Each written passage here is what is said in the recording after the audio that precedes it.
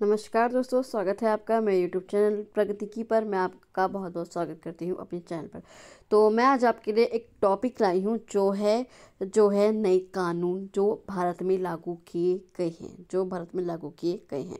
आज हम बात करेंगे भारत के नए क्रिमिनल कानूनों के बारे में, जैसे है आपका BNS भारतीय न्याय संहिता, उसके बाद है BNSS जो है आपका भारतीय नागरिक सुरक्षा संहिता, और है BSA भारतीय साक्ष्य अधिनियम।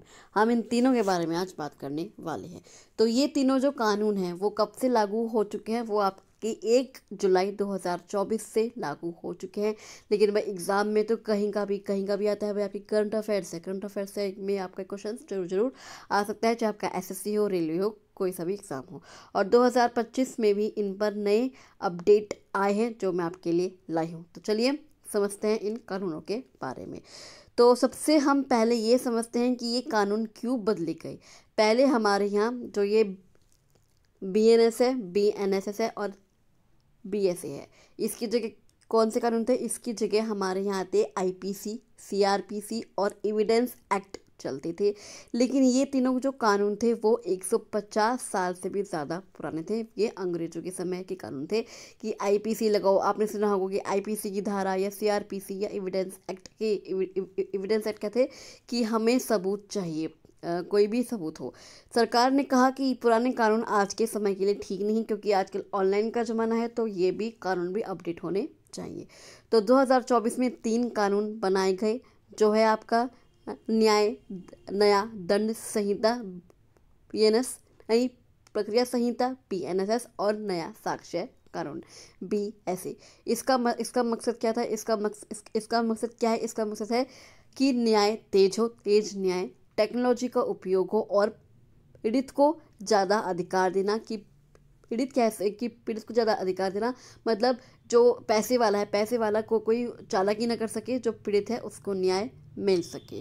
तो सबसे पहले हम समझते हैं कि BNS क्या है। BNS है न्याय दंड संहिता। क्या है? न्याय दंड संहिता। BNS ने किसको? IPC को बदल दिया है। पहले IPC में कितने सेक्शन थे? IPC में आपके 511 सेक्शन थे। कितने सेक्शन थे? 511 सेक्शन थे। लेकिन BNS में अब केवल 358 सेक्शन ही है। कितने सेक्शन है? BNS में अब 358 सेक्शन है। यानी सेक्शन हम कर दिए गए हैं ताकि पढ़ने में आसानी हो। भाई जो लॉ के हैं उन्हें पढ़ने में आसानी हो, क्योंकि BNS में अब 358 ही सेक्शन है। अब BNS में क्या क्या नया आपका जोड़ा गया है?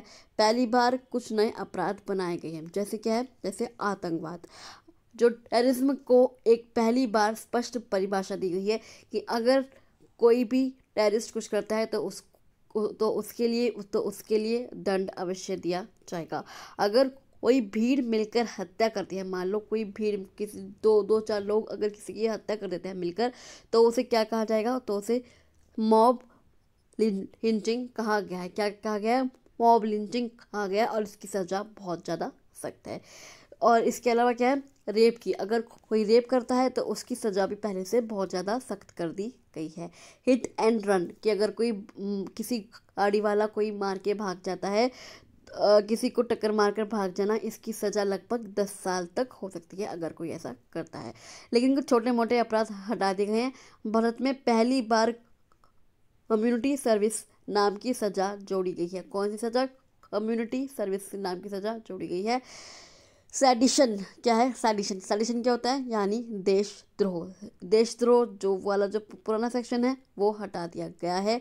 उसकी जगह नया सेक्शन बना है। कौन सा? सेक्शन 152। कौन सा? सेक्शन 152। राष्ट्र की संप्रभुता को खतरा पहुंचाना, मतलब जो, लेकिन केवल नाम बदले गए हैं। भाई सजा तो वही रहेगी, केवल नाम बदल दिए गए हैं। 2025 में इसमें सरकार ने कुछ और बातों को साफ किया है। कौन कौन सी बातों को, वो देखते हैं। साइबर अपराधों की सज़ा और भी कड़ी कर दी गई है, कि अगर कोई ऑनलाइन स्कैम करता है तो उसकी सज़ा और भी कड़ी कर दी गई है। हिट एंड रन पर एक नोट जारी किया गया, जिससे पुलिस को स्पष्ट नियम मिले कि आपको उन्हें सज़ा देनी है कड़ी से कड़ी, कि अगर कोई मारकर भाग जाता है।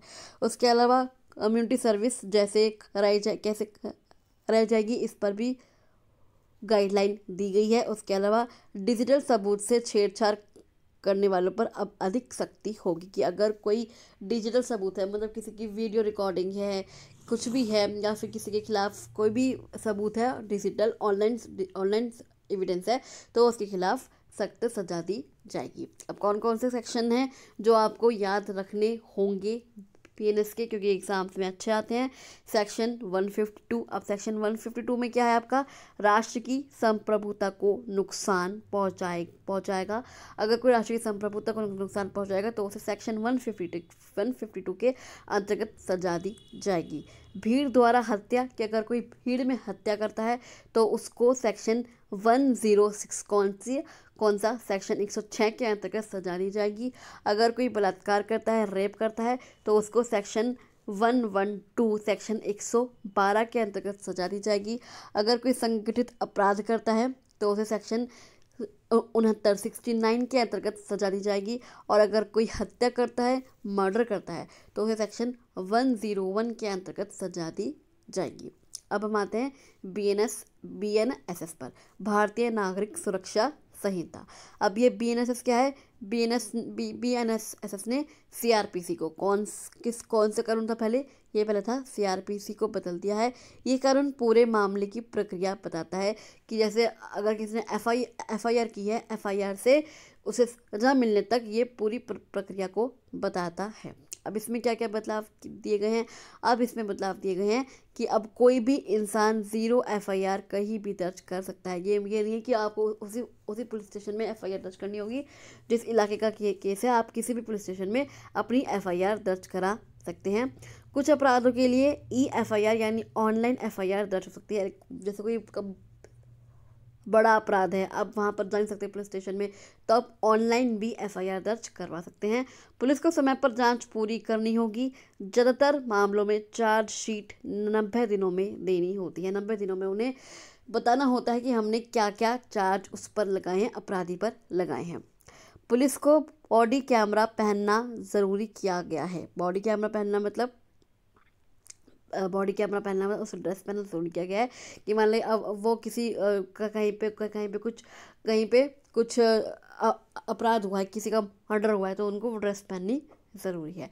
पूछताछ और तलाशी पर अब वीडियो रिकॉर्डिंग के साथ होगी।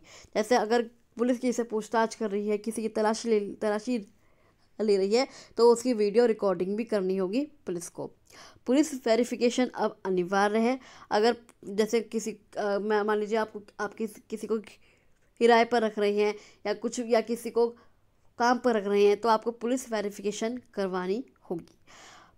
पीड़ित को अधिकारी से मिलना और अपनी बात कहना आसान बनाया गया है कि ये नहीं है कि जो पीड़ित है, जिसके साथ हादसा हुआ है, जिसके साथ गलत हुआ है, वो अब अधिकारी से मिल भी सकता है या सकती है, और उससे अपनी बात आसानी से कह सकती है।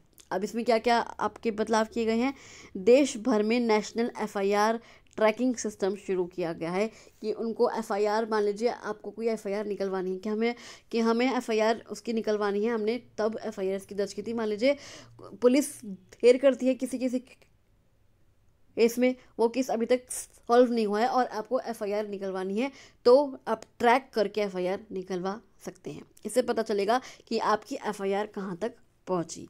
गंभीर अपराधों में पीड़ित के लिए काउंसलिंग अनिवार्य की गई कि वो बात कर सके पीड़ित से अगर उसके मन में कुछ है तो।